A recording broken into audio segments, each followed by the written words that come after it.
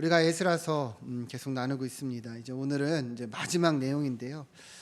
잠깐 정리를 하면 이 에스라서의 배경은 이스라엘이 이제 바벨론에 의해서 이제 멸망을 당합니다. 이 죄악들로 인해서 하나님께 심판을 당해서 성전이 불타고 이들이 포로로 끌려가서 이제 70년의 시간이 이제 지났는데요. 하나님께서 이제 약속하신 대로 고레스 왕의 마음을 감동시켜서 이스라엘이 돌아가 성전을 재건할 수 있도록 역사하셨습니다. 근데 이스라엘이 처음에 이 성전을 재건하러 돌아왔지만 대적들이 방해하기 시작하니까 이들의 마음이 이제 하나님의 사명을 뒤로하고 자기들의 삶을 챙기기에 급급합니다. 그래서 하나님께서 책망하셔서 이제 이스라엘이 회개하고 다시금 성전을 재건하면서 다리오 왕 때 이 성전이 완공이 됐습니다. 자, 그런데 또 60년의 시간이 흐르면서 이스라엘이 또 변질되죠. 하나님께 눈먼 제물을 바치고 흠 있는 제사를 드리면서도 우리가 무엇을 잘못했냐 하고 반문할 정도로 변질이 됐습니다. 그때 이제 하나님께서 누구를 준비시키시느냐, 이제 에스라죠. 에스라가 세 가지를 결심했어요. 하나님의 율법을 연구하고 준행하고 가르치자. 여기에 이제 소망이 있음을 본 것입니다. 그렇게 이제 2차 귀한 자들과 이제 함께 돌아갔는데요. 우리가 지난주에 이제 본 것처럼 이스라엘 가운데 이제 어떤 일이 일어나고 있었는가? 생각보다 더 변질되고 타락한 거예요. 이방인들과 결혼하더니 우상들을 섬기고 가증스러운 행위들을 너무도 많이 행한 것이죠. 이에 에스라가 비통한 마음을 금치 못하고 옷을 찢고 수염을 뜯고 하나님께 회개 기도하는 내용까지 우리가 보았습니다. 이제 오늘은 이제 마지막 내용으로 이제 이어지는 부분인데요. 어떠한 일들이 일어났는지 함께 보면서 은혜를 나누면 좋겠습니다. 1절 말씀을 보시면, 자, 에스라가 그렇게 이스라엘의 죄악으로 인해서 마음이 비통하여 하나님께 회개했어요. 성전 앞에 엎드려 울며 기도하여 죄를 자복합니다. 자, 그런데 이때 어떤 일이 일어나느냐? 많은 백성이 크게 통곡하며 이스라엘 중에서 백성의 남녀와 어린아이의 큰 무리가 그 앞에 모인지라, 이렇게 얘기를 합니다. 무슨 말이냐? 이스라엘의 이 죄악으로 인해서 에스라가 비통해하며 그렇게 자복하며 기도를 하는데 이에 함께하는 사람들이 나와서 함께 통곡하고 또 그렇게 기도하는 상황이 일어났다는 거예요. 에스라 한 사람의 기도로 시작해서 이렇게 공동체 가운데 회개의 물결이 일어나고 있음을 이렇게 본문이 이야기를 하고 있는 거예요. 비록 이스라엘의 상황이 암담하고 참담하지만 에스라가 이렇게 기도함으로 인해서 이 공동체 가운데 이렇게 변화의 물결이 일어나고 있다는 것을 성경은 이야기를 하고 있는 것이죠. 그렇게 볼 때 우리가 이렇게 한 사람의 기도가 얼마나 중요한가, 에스라라는 한 사람을 통해서 이스라엘이 변화되고 있음을 성경이 이야기하고 있기 때문이죠. 오늘날 이 기독교의 역사를 보면 늘 변화와 늘 부흥과 늘 이 회복의 역사가 일어날 때는 한 사람의 기도, 특히나 회개 기도가 늘 있었어요. 특히나 우리나라의 이 기독교 역사 중에 여러분 평양 대부흥 운동 아시죠? 평양 대부흥 운동, 정말 그 시작도 바로 그러했는데요. 평양 대부흥 운동의 이 역사를 보면 1907년 1월 6일 평양 장대영 교회에서 이 연합 집회가 있었습니다.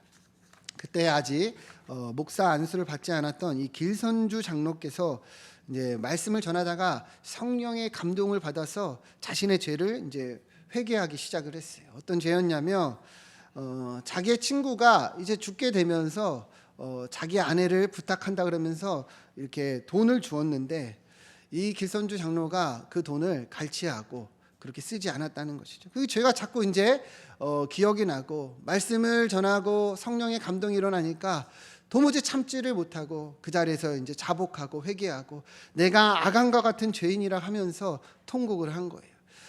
그런데 이제 어떤 일이 일어났냐면 이 길선주 장로의 시작으로, 이 회개 기도를 시작으로 이곳에 모였던 많은 성도들이 함께 자복하고 회개하기가 시작이 된 거예요. 그래서 이 현장이 완전 눈물 바다였다고 이렇게 기록에 나와 있습니다.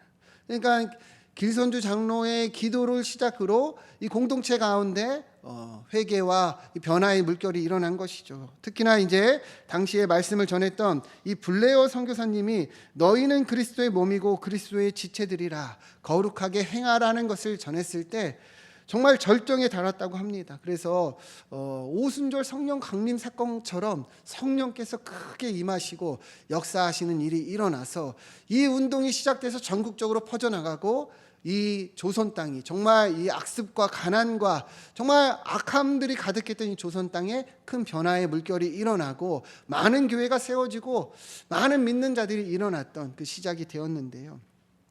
그 길선주 장로님의 한 사람의 기도, 회개, 이것을 통해서 그렇게 변화의 물결이 일어났다는 것이죠. 오늘 본문에서도 어떻습니까? 에스라라는 한 사람의 회개와 눈물과 이 자복함으로 이스라엘 공동체 가운데 이렇게 변화의 물결이 일어나고 있다는 것을 우리가 볼 수 있는 것이죠. 그러니까 한 사람의 기도가 얼마나 중요한가, 한 사람이 회개할 때 얼마나 중요한가, 하나님이 그 한 사람을 통해서 역사하시고 일하심을 우리가 볼 수 있어야 되는 것이죠. 우리도 똑같은 거예요. 여러분과 제가 기도할 때 하나님이 역사하실 줄 믿습니다. 특히나 여러분들 가정을 놓고 기도하세요. 여러분들의 가정이 여러분 한 사람의 기도를 통해서 변화와 은혜가 임할 줄 믿습니다. 우리 공동체도 똑같은 거예요. 우리 교회도 똑같은 거예요. 여러분들의 직장도 똑같은 거예요. 여러분들이 기도해야 되는 거예요. 회개하고 눈물을 쏟고 하나님 앞에 간구할 때 하나님이 그 기도를 통해서 우리가 속한 자리자리마다 하나님의 뜻과 은혜를 이루어 주실 줄 믿습니다. 그렇게 에스라가 기도함으로 눈물을 쏟고 자복함으로 이렇게 공동체에 이 변화의 물결이 일어나기 시작했습니다. 그래서 많은 백성들이 모여서 이제 에스라 앞에 나온 거지요. 그런데 이어지는 내용을 보면 이때 스가냐라는 한 제사장이 에스라에게 이런 말을 합니다. 2절부터 보시면 엘람 자손 중 여이의 아들 스가냐가 에스라에게 이르되 뭐라고 얘기를 하느냐, 우리 하나님께 범죄하여 이 땅 이방 여자를 맞이하여 아내로 삼았으나, 그러니까 이러한 죄악을 행했지만 그 다음 말이 중요해요. 뭐라고 얘기를 합니까? 이스라엘에게 아직도 소망이 있나니 이렇게 얘기합니다. 여러분 지금 이스라엘을 보면은 너무 참담하죠, 그죠? 이방인들과 결혼하고 그들의 형통을 구하고 그들의 우상을 섬기고 그렇게 가증스러운 행동을 했어요. 에스라가 그것을 듣고 본 것만으로도 너무도 비통해서 옷을 찢고 수염을 뜯고 그렇게 하나님께 회개할 정도였는데, 그런데 이 스가냐라는 이 제사장은 뭐라고 얘기를 하냐면 그럼에도 아직 이스라엘에게 뭐가 있다는 거예요? 소망이 있다는 거예요. 소망이 있다는 거예요. 그 소망이 뭐냐? 바로 3절의 내용입니다. 잘 들어보세요. 곧 내 주의 교훈을 따르며 우리 하나님의 명령을 그다음 뭐라고 되어 있죠? 떨며 준행하는 자의 가르침을 따라 이 모든 아내와 그들의 소생을 다 보내기로 우리 하나님과 언약을 세우고 율법대로 행할 것이라. 아멘. 여러분 무슨 말이에요? 어디에 소망이 있느냐? 비록 이스라엘이 이렇게 참담하지만 주님의 교훈을 따르고 하나님의 명령에 떨며 준행하는 자의 가르침을 따르는 것, 다시 말하면 하나님과 언약을 다시 세워서 율법대로 행할 때 우리에게 아직 뭐가 있다는 거예요? 소망이 있다는 거예요. 비록 지금은 처참하지만 우리가 하나님 말씀대로 행할 때, 하나님 말씀을 따라갈 때 아직 우리에게 소망이 있다는 거예요. 그래서 4절을 보면 이는 당신이 주장할 일이니, 이 에스라가 지도자니까 당신이 행할 것이니 일어나소서 우리가 도우리라 힘써 행하소서 이렇게 얘기를 하는 거예요. 그러니까 에스라에게 이것을 권유하면서 우리가 도와주겠다, 하나님 말씀대로 행하자, 그러면 우리에게 소망이 있다, 이렇게 이야기를 한 것이죠. 여러분 이 스가냐의 말을 우리가 잘 볼 수 있어야 됩니다. 이 제사장 스가냐는 어디에 소망이 있다고 했는가? 주님의 교훈을 따르고 주님의 말씀대로 우리가 다시금 나아갈 때 소망이 있다고 하였습니다. 왜 스가냐가 이렇게 얘기를 했는가? 여러분 한번 상황을 보세요. 제가 앞서도 얘기를 했지만 이스라엘이 이제 바벨론에서 돌아왔어요, 그죠? 그리고 성전을 재건하고 많은 절기들을 회복을 했습니다. 근데 이스라엘의 지금 상태를 보면 어때요? 또다시 변질되고 또다시 타락했어요. 많은 이스라엘 백성들은 성전을 재건하고 절기를 지키면 우리가 회복할 수 있을 거라고 생각을 했습니다.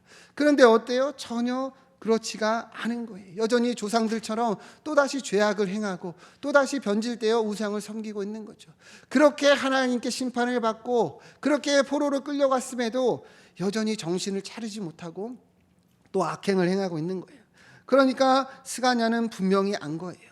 성전을 재건하고 유월절을 회복하고 절기를 우리가 지킨다고 해서 여기에 소망이 있는 것이 아니다.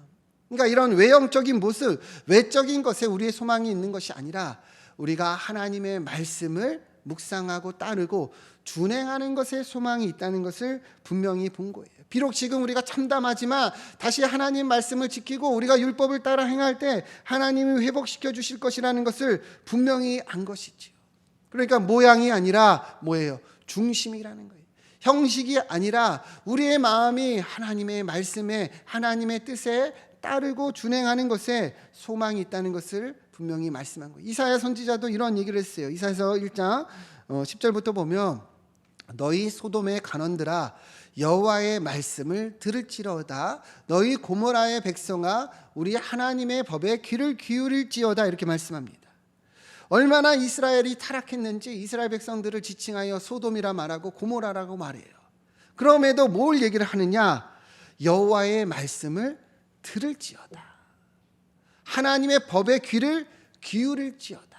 그러니까 소망이 어디 있는 거예요? 비록 지금 소돔과 고모라처럼 타락했을지라도 하나님의 말씀을 듣고 하나님의 법에 귀를 기울이고 행하면 다시 회복이 일어난다는 것이죠. 하나님이 진짜 원하시는 것이 무엇이냐? 11절 보시죠. 여호와께서 말씀하시되 너희의 무수한 재물이 내게 무엇이 유익하뇨? 나는 순양의 번지와 살찐 짐승의 기름에 배불렀고 나는 수송아지나 어린 양이나 순념소의 피를 기뻐하지 아니하노라. 이게 무슨 말이에요? 하나님이 원하시는 것은 이러한 형식적인 제사, 형식적인 제물에 있지 않다는 것이죠. 많은 이스라엘 백성들은 착각했어요. 우리가 하나님 앞에 열심히 제사를 드리고 열심히 제물을 드리면 우리가 하나님께 소망을 얻고 하나님 기뻐하실 것이라 착각했어요. 그러면서 마음이나 중심은 자꾸만 어때요? 변질되고 타락하여 다른 것을 행하는 것이죠. 그러니까 하나님 분명히 얘기하시는 것이죠. 그런 것에 내가 기뻐하지 않는다. 나는 그런 것을 원하지 않는다. 그러한 모습은 12절 보시죠. 너희가 내 앞에 보이러 오니 이것을 누가 너희에게 요구하였느냐? 내 마당만 밟을 뿐이니라. 하나님이 이런 것을 기뻐하지 않는다는 거예요. 이러한 외적인 것, 이러한 형식적인 것은 아무 소용없다는 거예요. 그냥 보이러 오는 것뿐이고 그냥 마당만 밟고 돌아간다는 거예요. 하나님이 원하시는 것이 무엇입니까? 우리의 중심이고 우리의 마음이죠. 하나님의 말씀을 우리가 묵상하고 행하고 준행하는 것에 있다는 것이죠. 여러분 우리도 똑같은 거예요. 우리도 똑같은 거예요. 스가랴가 이야기하는 거, 이사야가 이야기하는 것 똑같은 것이죠. 여러분 우리가 믿는 자녀로서 하나님의 백성으로서 우리가 어떻게 살아가는 것을 하나님이 원하시는가? 매 주마다 우리가 이 자리에 모여서 주일 예배를 드리죠. 그죠? 근데 몸은 와 있어요. 근데 우리 마음은 자꾸 딴 곳에 있다면 여러분 하나님이 이 예배를 기뻐하실까요? 이스라엘 백성들과 다를 게 없는 거예요. 많은 헌금을 드리고 그리고 많은 제사와 제물을 드린다 해도 우리가 마음이 다른 곳에 있고 이 자리에 앉아서 다른 생각하고 다른 곳에 우리가 마음을 두고 있다면 그저 마당만 밟고 가는 거예요. 하나님이 원하시는 것은요, 우리가 마음을 다하여 뜻을 다하여 이 예배에 하나님의 마음을 쏟는 것입니다. 이 말씀을 간절히 사모하면서 여러분 하나님 말씀을 우리가 듣고 준행하는 것에 있다는 거예요. 스가랴는 분명히 본 겁니다. 우리의 소망은 형식적인 것에 있지 않다. 외형적인 것에 있지 않다. 이사야도 그것을 분명히 전하고 있는 것이죠. 여러분 우리가 하나님의 말씀을 듣고 그리고 마음에 새기고 그리고 준행하는 삶이 되기를 축원드립니다. 이 자리에 앉아서 여러분 그저 앉아 있으면 안 되고 하나님이 어떤 말씀을 우리에게 들려주시는가 정말 간절하게 우리가 받아서 그리고 돌아가면서 그것을 붙잡고 행할 때 진짜 하나님 기뻐하시는 예배가 되고 진짜 기뻐하시는 하나님이 자녀가 될 수 있다는 거예요. 모양은 하나님이 원하시는 것이 아닙니다. 야고보서 2장 14절 말씀 보면 야고보는 이렇게 얘기해요. 형제들아 만일 사람이 믿음이 있노라 하고 행함이 없으면 무슨 유익이 있으리요? 그 믿음이 능히 자기를 구원하겠느냐? 여러분 야고보가 이야기하는 게 무엇일까요? 말로는 믿음이 있다고 얘기해요. 모양으로 보면 있어요. 모양으로 보면 교회에 다녀요. 그런데 행함이 없다는 거예요. 다시 말하면 우리의 믿음의 중심이 없다는 거예요. 그러니까 그 믿음이 능히 자기를 구원하겠느냐? 여러분 믿음은요 행함으로 증명이 됩니다. 그죠? 그런데 행함으로 나타나지 않는데 그 믿음이 진짜 믿음이냐? 그렇다면 그 믿음이 진짜 구원받을 수 있겠느냐? 그것을 이야기하는 것이죠. 모양이 아니라 우리의 중심이 중요하고 우리의 형식이 아니라 하나님의 말씀을 따라 행하는 이 준행하는 것이 중요하다는 것이죠. 그러면서 이야기를 합니다. 15절을 보면 만일 형제나 자매가 헐벗고 일용할 양식이 없는데 너희 중에 누구든지 그에게 이르되 평안히 가라 덥게 하라 배부르게 하라 하며 그 몸에 쓸 것을 주지 아니하며 무슨 유익이 있으리요. 그러니까 말로만 말하는 믿음, 형식만 있는 믿음은 이런 거와 같은 거예요. 여러분 한번 예를 들어 볼게요. 우리가 지하철역을 가는데 어떤 노숙자가 쓰러져 있어요. 보니까 정말 굶주려서 힘이 하나도 없어요. 물어봅니다. 언제 식사를 하셨습니까? 그러니까 일주일 동안 밥을 못 먹었다고 해요. 우리가 마음이 극률해서 이렇게 얘기를 합니다. 선생님 오늘은 꼭 식사를 하세요. 오늘은 꼭 맛있는 걸 드세요. 이렇게 권면을 하고 말로만 하고 여러분 돌아간다면 그것이 의미가 있습니까? 꼭 식사하세요. 맛있게 드세요. 오늘은 굶지 마세요. 말만 하고 돌아가면 그것이 그 사람에게 의미가 있습니까? 오히려 놀리는 거죠. 그죠? 어떻게 해야지 의미가 있는 거예요? 돈이라도 주고 아니면은 식사를 사다가 갖다 주던지 하면서 굶지 마세요. 이렇게 행함으로 나타나야지 그것이 의미가 있는 것이죠. 우리의 믿음이 이와 같다는 거예요. 말로는 내가 믿음이 있어요. 내가 어떤 직분이 있어요. 근데 그 삶을 보면 전혀 행함이 없는 거예요. 다시 말하면 그 삶의 중심에 하나님 말씀이 없는 거예요. 하나님의 말씀이 없고 하나님 말씀대로 행하는 것은 더더욱이 없는 것이죠. 그러니까 그 행함이 없는 믿음은 무엇이냐? 17절을 보면 없는 믿음은 그 자체가 뭐래요? 죽은 것이라. 죽은 것이다. 여러분 이 말씀이 우리 마음판에 새겨지길 축원드립니다. 행하는 믿음이 돼야 되는 거예요. 모양만 있고 형식적인 믿음이 되면 안 된다는 거예요. 우리가 교회에 얼마나 오래 다니고 어떠한 직분을 받고 매주마다 이 예배에 참석하는 것이 중요한 것이 아니라 하나님의 말씀을 우리가 듣고 행하는 것이 진짜 믿음이라는 거예요. 여러분 스가랴는 분명히 본 거예요. 소망이 어디 있는가? 소망이 어디 있는가? 비록 우리가 지금 참담한 삶을 살고 있지만 하나님의 말씀대로 우리가 다시 행할 때 소망이 있다는 것을 분명히 본 것입니다. 말씀을 청정하고 준행하는 것이 소망이다. 우리가 다시 이렇게 행할 때 하나님이 회복을 주실 것이다. 그렇게 이야기를 한 것입니다. 여러분 우리 삶이 그러하기를 축원드립니다. 주님을 믿는다. 여러분 예수님 믿으십니까? 네, 이것이 말이 아니라 우리의 중심과 우리의 삶으로 나타나기를 축원드립니다. 하나님의 말씀이 우리 마음판에 새겨지고 우리는 그 말씀을 따라 행하는 것이 진짜 믿음이고 하나님이 원하시는 삶이라는 거예요. 여러분 소망이 어디 있습니까? 소망. 많은 성도들이 예수님을 믿는다고 말하고 그리고 예수님을 구주로 영접합니다. 그런데 소망이 어디 있냐 물으면 말로는 예수님께 있다고 하지만 우리의 직장, 우리의 사업장, 우리가 속한 이 삶의 터전에 그 소망을 두는 경우가 많아요. 그래서 내가 얼마를 벌고 내 사업이 얼마의 매출이 올리고 그리고 내가 그렇게 살아가는 것이 먼저 된 삶을 많이 살아요. 여러분 이스라엘 백성들이 그렇게 살다가 변질된 거예요. 하나님의 백성이라 말하지만 저 이방인들의 형통을 바라보면서 거기에 소망을 들고 그러다 보니까 그들과 결혼하고 그들의 우상을 따르고 그러다가 이렇게 참담한 그런 모습이 나타난 것이죠. 여러분 소망은요 내가 얼마를 버는 거에 있지 않습니다. 내 자녀가 어느 대학에 가고 내 자녀가 어느 직장에 들어가는 것에 있지 않고요 하나님의 말씀에 있습니다. 여러분 믿으십니까? 하나님의 말씀을 우리가 붙잡고 행하는 것에 소망이 있다는 것을 여러분 반드시 기억하기를 축원드립니다. 돈이 아무리 많아도 우리가 아무리 명예가 있고 아무리 권위가 있어도 여러분 그것이 절대 소망이 될 수 없어요. 그러하다면 여러분 이 땅의 많은 세상 사람들이 왜 그것을 쫓다가 왜 자살하고 죽고 그러겠습니까? 아무런 소망이 없네요. 그것을 얻고 얻을수록 허망함만 생겨납니다. 여러분 예수 그리스도에게 소망이 있고 우리가 주님의 말씀을 붙잡고 행하는 것에 소망이 있음을 알고 그러한 삶이 되기를 축원드립니다. 자 5절 말씀을 보면 그렇게 스가랴가 제안을 했어요. 그러니까 에스라가 어떻게 합니까? 일어나 제사장들과 레위 사람들과 온 이스라엘에게 이 말대로 행하기를 맹세하게 합니다. 그러니까 에스라도 똑같이 생각한 거죠. 동의한 거죠.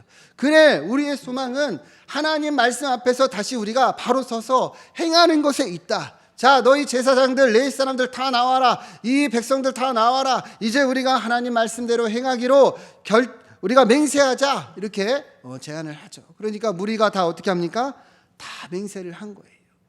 그러니까 여러분, 에스라라는 한 사람을 통해, 스가랴라는 사람을 통해 계속해서 이스라엘의 이 변화의 물결이 일어나고 있는 거예요. 갱신의 물결이, 회복의 물결이 일어나고 있는 거죠. 그게 뭐예요? 하나님 말씀에 있는 거죠. 하나님 말씀대로 우리가 살아가자.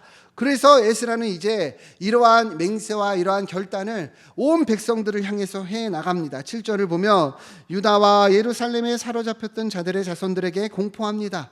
자, 너희는 다 예루살렘으로 모여라. 온 이스라엘아, 다 예루살렘으로 모여라. 8절 보면 누구든지 방백들과 장로들의 훈시를 따라 3일 내에 오지 아니하면 그의 재산을 정몰하고 사로잡혔던 자의 모임에서 쫓아내리라.